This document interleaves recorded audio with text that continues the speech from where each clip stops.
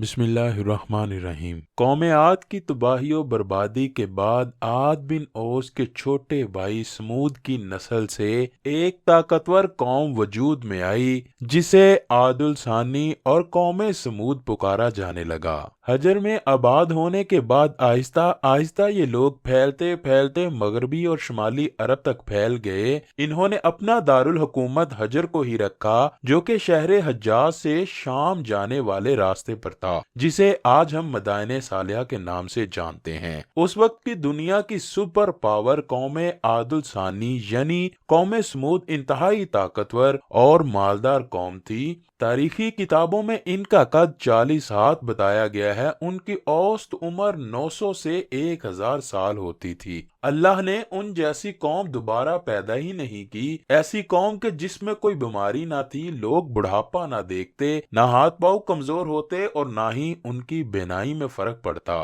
کہا جاتا ہے کہ اس قوم کا ایک بندہ ہمارے آج کے دور کے 100 بندوں سے اکیلا لڑ سکتا تھا۔ یعنی ایسی طاقتور قوم نہ پہلے تھی اور نہ ہی بعد میں پیدا کی گئی۔ قوم سمود کی طاقت کی ایک نمایاں خوبی یہ تھی، اگر کوئی مرد عورت کے ساتھ ایک دفعہ ہم بستری کر لیتا تو وہ عورت ایک ہی بار میں حاملہ ضرور ہو جاتی۔ یہی وہ خوبی تھی کہ یہ قوم عاد کی تباہی کے بعد قوم سمود کے نام سے ابھرے اور جلد ہی دنیا میں اپنا اثر و رسوخ پیدا کر لیا۔ ناظرین گرامی، ایسی شاندار قوم، کون سی ایسی غلطی کہ اللہ پاک نے اس قوم کا نام و نشان مٹا کر ان کے گھروں کو آج بھی نشانی کے طور پر محفوظ کر رکھا ہے۔ یہ لوگ بڑے بڑے پہاڑوں کو کاٹ کر محل بناتے اور عالیشان زندگی گزارتے۔ اللہ پاک نے قوم سمود کو بہت کچھ نوازا تھا، سرسبز باغات، میٹھے پانی کی نہریں، پتریلی زمین میں ہر قسم کے پھل، ان میں سے کچھ ان کے ایسے گھر تھے کہ دور دراز سے لوگ صرف ان کے گھر کی زیارت کرنے کے لیے آتے۔ قوم سمود اپنے عالیشان محلات، سرسبز شاداب کھیت کھلیان، خوبصورت مرغزاروں اور نعمتوں کی فراوانی کے سبب غرور، تکبر اور سرکشی کے نشے میں چور ہو گئے۔ اپنے ہاتھ سے تراشے ہوئے بتوں کی پوجا کرنے لگے اور کچھ ہی عرصہ پہلے اپنے ہی قبیلے کی قوم یعنی قوم عاد پر آنے والے عذاب بلا بیٹھے تو اللہ پاک نے انہی میں سے نیک انسان حضرت صالح علیہ السلام کو نبوت سے سرفراز فرمایا۔ حضرت صالح علیہ السلام نے ایک اللہ کی تبلیغ شروع کی تو بہت کم لوگ آپ پر ایمان لائے۔ قوم کے سرداروں نے حضرت صالح کو جھوٹا ثابت کرنے کے لیے ان سے معجزہ دکھانے کا کہا۔ حضرت صالح فرمانے لگے، تم لوگ کس قسم کا معجزہ چاہتے ہو؟ قوم کے سردار کہنے لگے، سامنے جو چٹان ہے اس میں سے ایک ایسی اونٹنی نکل کر آئے جو گابن ہو اور آتے ساتھ ہی بچے کو جنم دے، وہ ہم سب کے لیے دودھ دے اور وہ دنیا کی سب سے خوبصورت اونٹنی ہو، اس کا کوئی ماں باپ نہ ہو۔ حضرت صالح علیہ السلام نے اللہ پاک سے دعا فرمائی تو ساری قوم کے دیکھتے ہی دیکھتے سامنے پہاڑ سے ایک انتہائی خوبصورت حاملہ اونٹنی نکل کر آئی اور آتے ساتھ ہی اس نے ایک حسین و جمیل بچے کو جنم دیا۔ اونٹنی کے تھن دودھ سے بھر گئے اور اونٹنی نے اتنا دودھ دیا کہ سب نے پیٹ بھر کر پیا، لیکن پھر بھی اس کے تھن بھرے کے بھرے رہے۔ یہ معجزہ دیکھ کر قوم جیسے ہی لاجواب ہو گئی تو کہنے لگے، اے صالح، یہ تو سراسر جادو ہے۔ قوم نے اونٹنی کو نقصان پہنچانے کی کوشش کی تو حضرت صالح علیہ السلام نے اپنی قوم سے اس طرح مخاطب ہوئے، اے میری قوم، یہ ناقۃ اللہ یعنی اللہ کی بھیجی ہوئی اونٹنی ہے جو تمہارے لیے ایک معجزہ ہے۔ اب تم اسے اللہ کی زمین میں کھاتی ہوئی چھوڑ دو اور اسے کسی طرح کی تکلیف نہ دینا، ورنہ اللہ کا عذاب تمہیں فوری پکڑ لے گا۔ ناظرین گرامی، اونٹنی اور اس کا بچہ سارا دن قوم سمود کے ہرے بھرے کھیتوں میں چرتے اور چشمے کا سارا پانی پی جاتے۔ حضرت صالح نے پانی کے دن کو بانٹ دیا، ایک دن اونٹنی کنویں کا سارا پانی پی جاتی اور دوسرے دن قوم سمود کو پانی ملتا۔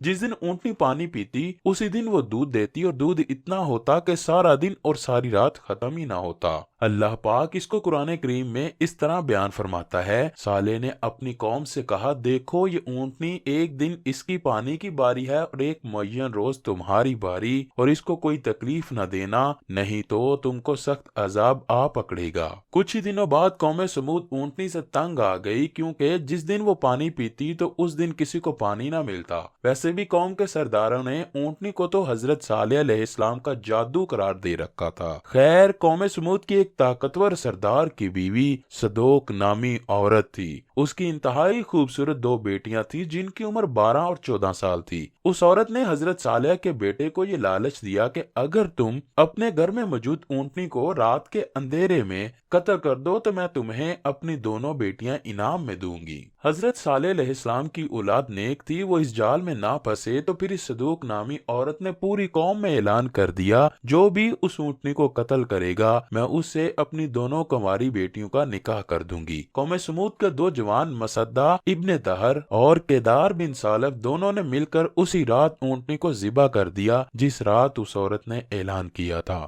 روایت ہے کہ کیدار نے ذبح کیا اور مسدہ نے ذبح پر مدد دی، اور پھر حضرت صالح علیہ السلام سے کہنے لگے اگر تم رسول ہو تو ہم پر عذاب لے آؤ۔ اونٹنی کے قتل کے بعد انہوں نے حضرت صالح کے قتل کا بھی پروگرام بنایا۔ قرآن پاک میں ارشاد باری تعالیٰ ہے، آخر انہوں نے اونٹنی کی کونچیں کاٹ ڈالیں اور اپنے پروردگار کے حکم سے سرکشی کی اور کہنے لگے صالح جس چیز سے تم ہمیں ڈراتے تھے اگر تم پیغمبر ہو تو اسے ہم پر لے آؤ۔ اونٹنی کو جب حضرت صالح علیہ السلام نے ذبح ہوئے دیکھا تو رونے لگے اور قوم سے کہنے لگے اب تمہیں عذاب سے کوئی نہیں بچا سکتا۔ قوم سمود کے 9 افراد پہاڑی کی اونٹ میں گات لگا کر بیٹھ گئے کہ آج رات ہی حضرت صالح علیہ السلام کو بھی نعوذ باللہ قتل کر دیں گے، لیکن اللہ پاک نے اسی رات ان پر پتھر برسا دیے کہ جن سے وہ 9 کے 9 افراد ہلاک ہو گئے۔ پوری قوم نے صبح جب ان 9 افراد کی لاشیں دیکھیں تو پھر بھی انہیں عقل نہ آئی۔ پھر حضرت صالح نے قوم سے کہا اب تمہارے پاس صرف 3 دن بچے ہیں، جتنی چاہے عیش و عشرت شراب و شباب میں گزار لو،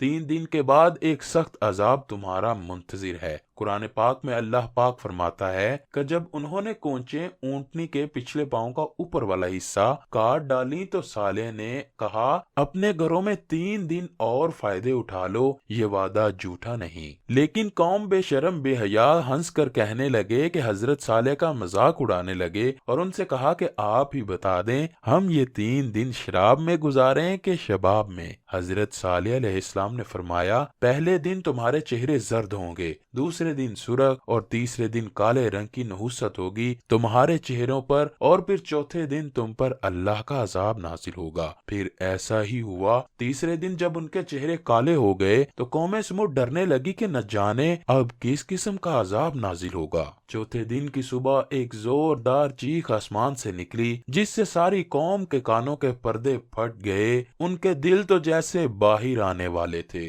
روحیں جسموں سے نکلنے لگی اور چند ہی لمحوں میں وہ جہاں جہاں موجود تھے اپنی اپنی جگہ پر اوندے منہ گر گئے اور سسک سسک کر سب ہی ہلاک ہو گئے۔ پھر اللہ پاک نے ایک ایسا زلزلہ بھیجا کہ ان سب کے گھر انہی پر گرا دیے گئے۔ قرآن پاک میں اس عذاب کا ذکر ان الفاظ میں ہوا، اور جن لوگوں نے ظلم کیا ان کو چنگار کی صورت میں عذاب نے آ پکڑا تو وہ اپنے گھروں میں اوندے پڑے رہ گئے، گویا کبھی ان میں بسے ہی نہ تھے۔ سن رکھو کہ سمود نے اپنے پروردگار سے کفر کیا، اور سن رکھو سمود پر پھٹکار ہے۔ جب ہمارا حکم آ گیا تو ہم نے صالح کو اور جو لوگ ان کے ساتھ تھے ایمان لائے ان کو اپنی مہربانی سے بچا لیا اور اس دن کی رسوائی سے محفوظ رکھا۔ بے شک تمہارا پروردگار طاقتور اور زبردست ہے۔ اللہ اکبر۔ ناظرین گرامی، یہ تھا دنیا کی طاقتور ترین قوم کا حال کہ جن کو اللہ پاک نے صرف ایک اونٹنی کو ذبح کرنے پر عذاب سے دوچار کیا، اور عذاب بھی ایسا کہ آج جب مدائن صالحہ کی کھدائی کی جا رہی ہے تو ہر گھر سے جو انہوں نے پہاڑ کاٹ کر بنائے تھے عجیب و غریب ہڈیاں مل رہی ہیں۔ ناظرین گرامی، حضرت صالح علیہ السلام نے 280 برس کی عمر پائی۔ آپ کی قبر مبارک کے بارے میں 2 طرح کی روایات ہیں۔ ایک تو یہ کہ آپ کا مزار مبارک مکہ میں ہے، جبکہ دوسری اور مشہور روایت کے مطابق آپ کی قبر مبارک ناسک میں ہے۔ اللہ پاک ہمیں عبرت حاصل کرنے، اپنی نافرمانی سے بچنے،